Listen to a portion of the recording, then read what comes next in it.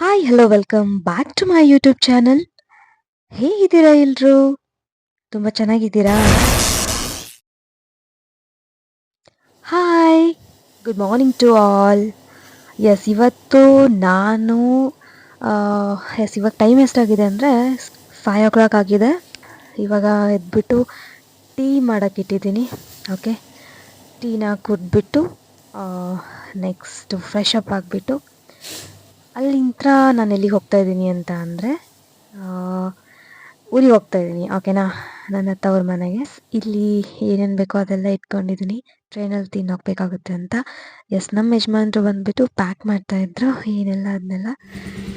ಇವಾಗ ನಾವು ಹೊರಟಾಗ 5:20 ಆಗಿತ್ತು. ಜಸ್ಟ್ 25 ಮಿನಿಟ್ಸ್ ಆಗಿ ನಾವು ಎಲೆಕ್ಟ್ರಾನಿಕ್ ಸಿಟಿ ಹತ್ರ ಮ್ಯಾಜೆಸ್ಟಿಕ್ ಸ್ಟೇಷನಿಗೆ ಬಂದಿರೋದು. ಆ್ಯಕ್ಚುಲಿ ಮಿಸ್ ಆಗುತ್ತೆ ಅಂತ ನಿಮ್ಗೆ ಗೊತ್ತಿರೋ ಹಾಗೆ ಎವ್ರಿ ಟೈಮ್ ನಾನು ಮಿಸ್ ಮಾಡ್ಕೊಂಡಿರ್ತೀನಿ. ಲಾಸ್ಟ್ ಮೂಮೆಂಟಲ್ಲಿ ನಾನು ಟ್ರೈನ್ ಹತ್ತಿರ್ತೀನಿ. ಸೊ ಅದೇ ಥರ ಆಗಿರುತ್ತೆ.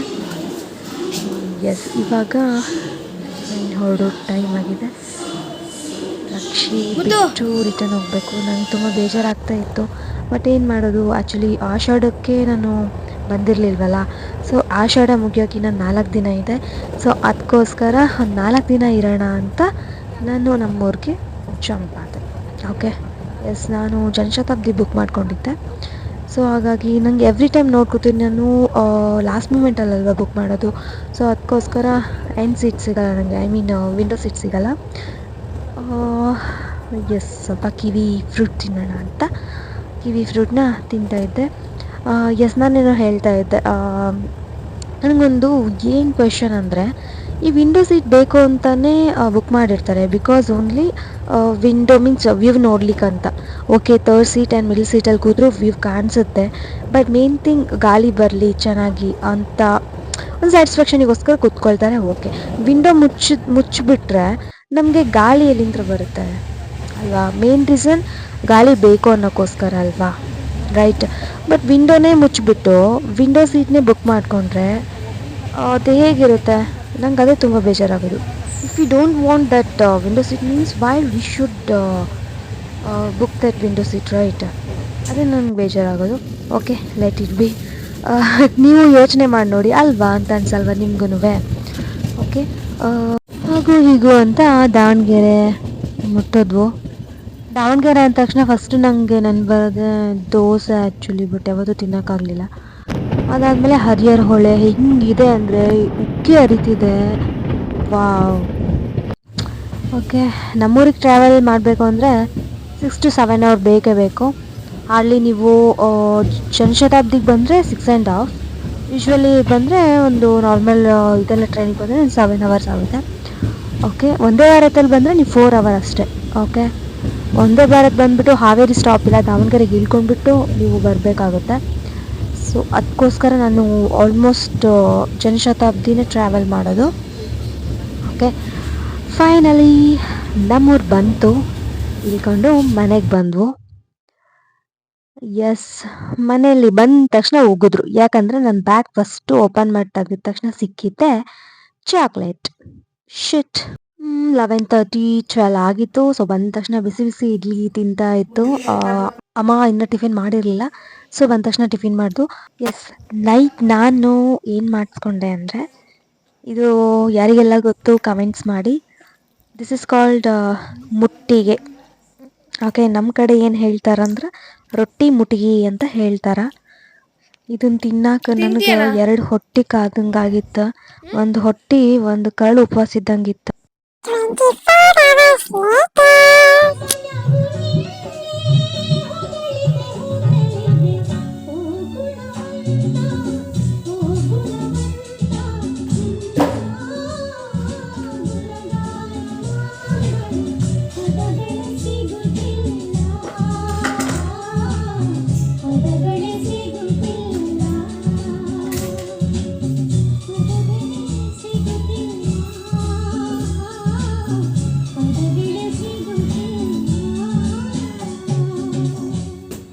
ಬೆಳಗ್ಗೆ ಟಿಫನ್ ನಾನು ಅಮ್ಮನ ಹತ್ರ ಬಾಣಲಿ ರೊಟ್ಟಿ ಮಾಡಿಸ್ಕೊಂಡು ತಿಂತಾಯಿದ್ದೆ.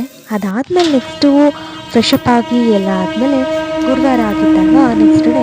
ಸೊ ಹಾಗಾಗಿ ನಾವು ಎಲ್ಲಿಗೆ ಹೋಗ್ತಾ ಇದ್ದೀವಿ ಗೊತ್ತಾಯ್ತಾ? ನಾವು ಹೋಗ್ತಾ ಇರೋದು ರಾಯರ ಮಠಕ್ಕೆ ಹೋಗ್ತಾ ಇರೋದು. ಎಸ್, ಹಾವೇರಿಯಲ್ಲಿ ಇರೋಂಥ ರಾಯರ ಮಠ ಇದು. ಇಲ್ಲಿ ನಾನು ಯಾವಾಗಲೂ ಬರ್ತೀನಿ, ನಂಗೆ ತುಂಬ ನೆಮ್ಮದಿ ಸಿಗುತ್ತೆ. ನಾನು ಹಾವೇರಿಯಲ್ಲಿ ಸ್ಟೇ ಆದಾಗಿಂತ್ರನೂ ಇವತ್ತಿನವರೆಗೂ ನಾನು ಈ ದೇವಸ್ಥಾನಕ್ಕೆ ಬರ್ತಾಯಿದ್ದೀನಿ. ಮುಂಚೆ ಇದು ಎಂಟ್ರೆನ್ಸಲ್ಲಿತ್ತು, ಇವಾಗ ಬ್ಯಾಕ್ ಸೈಡಲ್ಲಿ ಮಾಡಿದ್ದಾರೆ. ಎಸ್, ನೋಡಿ.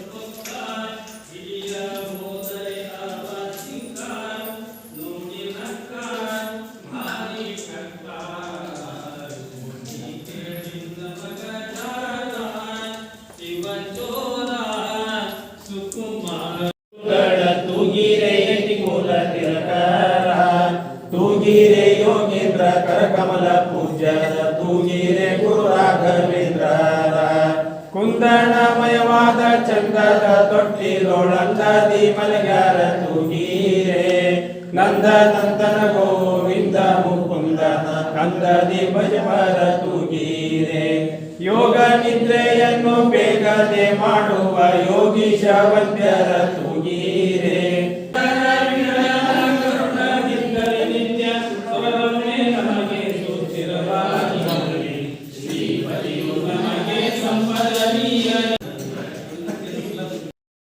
ದೇವಸ್ಥಾನಕ್ಕೆ ಬಂದು ಅಕ್ಷತೆಗಳನ್ನ ತಗೊಂಡು ಪ್ರಸಾದನ ತಗೊಂಡು ಇವಾಗ ಹೋಗ್ತಾ ಇದ್ದೀವಿ.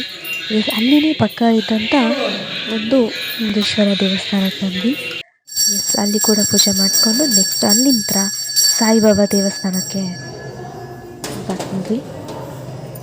ಇಲ್ಲೂ ಕೂಡ ನಾನು ಪ್ರತಿ ಗುರುವಾರ ನಾನು ಏನು ಮಾಡ್ತಿದ್ದೆ ಅಂದರೆ ರಾಯರ ಮಠಕ್ಕೆ ಹೋಗಿ ಅಲ್ಲಿಂದ ನಾನು ಸೀದಾ ಸಾಯಿಬಾಬಾ ದೇವಸ್ಥಾನಕ್ಕೆ ನಾನು ಬರ್ತಾಯಿದ್ದೆ. ಇದೊಂದು ನನ್ನ ಗುರುವಾರದ್ದು ಪ್ರತಿ ಗುರುವಾರನೂ ನಾನು ಮಿಸ್ ಮಾಡ್ತಾ ಇರಲಿಲ್ಲ. ಇಲ್ಲಿ ಬಂದುಬಿಟ್ಟು ನನಗೆ ಒಂಥರ ತೃಪ್ತಿ ನನಗೆ ಇದು. ಸೊ ಅದಕ್ಕೋಸ್ಕರ ಇಲ್ಲಿ ಬಂದು ನಾನು ಕೂತ್ಕೊಂಡು ನಮಸ್ಕಾರ ಮಾಡ್ಕೊಂಡು ಹೋಗ್ತಾಯಿದ್ದೆ. ಕೆಲವೊಂದು ಟೈಮಲ್ಲಿ ಮಳೆ ಬಂದರೆ ಎಲ್ಲ ಇದ್ದರೆ ಬಾಗಿಲು ಮುಚ್ತಾ ಇತ್ತು, ಬಟ್ ಅಂದ್ರೂ ನಾನು ಬಂದು ಹೊರಗಡೆ ಕೂತ್ಕೊಂಡು ಹೋಗ್ತಾಯಿದ್ದೆ. ನನಗದು ತುಂಬ ತೃಪ್ತಿ. ಎಸ್, ಇಲ್ಲಿ ವಿಶೇಷತೆ ಏನು ಅಂತಂದರೆ ಎಸ್, ನೀವು ಏನೇ ಬೇಡ್ಕೊಂಡು ಒಂದು ಕಾಯಿನ್ ತೊಗೊಂಡು ನಿಮ್ಮ ಪ್ರಶ್ನೆನ ಕೇಳಿದ್ರೆ ಉತ್ತರ ಅದಾಗಿರುತ್ತೆ. ಎಸ್, ಅಫ್ಕೋರ್ಸ್ ನಾನು ತುಂಬ ನಂಬಿದ್ದೀನಿ. ಇನ್ನು ಮತ್ತೊಂದು ವಿಡಿಯೋದಲ್ಲಿ ನಿಮಗೆ ತಿಳಿಸ್ಕೊಡ್ತೀನಿ ಅಂತ ಹೇಳ್ತೀನಿ. ಅಲ್ಲಿಂದ ನಾವು ಹೊರಟ್ವು ಸೀದಾ ಮನೆಗೆ. ಮನೆ ಹೋಗೋ ಇದರಲ್ಲಿ ನನಗನ್ನಿಸ್ತು, ನಮ್ಮಣ್ಣ ಹೇಳ್ತಾ ಇದ್ದೆ ನನಗೆ ಕಾಜು ಮಸಾಲ ಬೇಕು ಹಾಗೆ ಹೀಗೆ ಅಂತೆಲ್ಲ. ಯಾರೆಲ್ಲ ಇನ್ನೂ ನಿಮ್ಮ ತಾಯಿ ಕೈನ ಹೀಗೆ ಹಿಡ್ಕೊಂಡು ಹೋಗಿದ್ದೀರಾ ಕಮೆಂಟ್ ಮಾಡಿ. ನಾನಂತೂ ಯಾವಾಗ್ಲೂ ಈ ಥರ ಕೈ ಹಿಡ್ಕೊಂಡು ಹೋಗ್ತಾ ಇರ್ತೀನಿ. ಅದೇನೋ ಫೀಲಿಂಗು ಗೊತ್ತಿಲ್ಲ. ಎಸ್, ಅಣ್ಣ ಕಾಜು ಮಸಾಲ ಬೇಕು ಅಂತ ಹೇಳಿದಕ್ಕೋಸ್ಕರ ನಾನು ಹೋಗ್ಬಿಟ್ಟು ಮಾರ್ಟಿಗೆ ಹೋಗಿ ಶಾಪ್ ಮಾಡ್ಕೊಂಡು ಬಂದ್ವು. Paneer, pasta and main important kasuri methi ಇದು ಬೇಕಾಗಿತ್ತು ಕಾಜು ಮಸಾಲೆಗೆ. ಅದೊಂದು ತರಕ್ಕೆ ಹೋಗಿ ಇಷ್ಟೆಲ್ಲ ತೊಗೊಂಡು ಬಂದಿತ್ತು.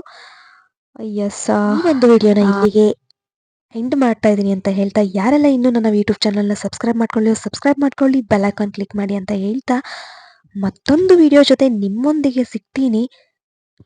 Keep watching, love you all, be loyal, bye.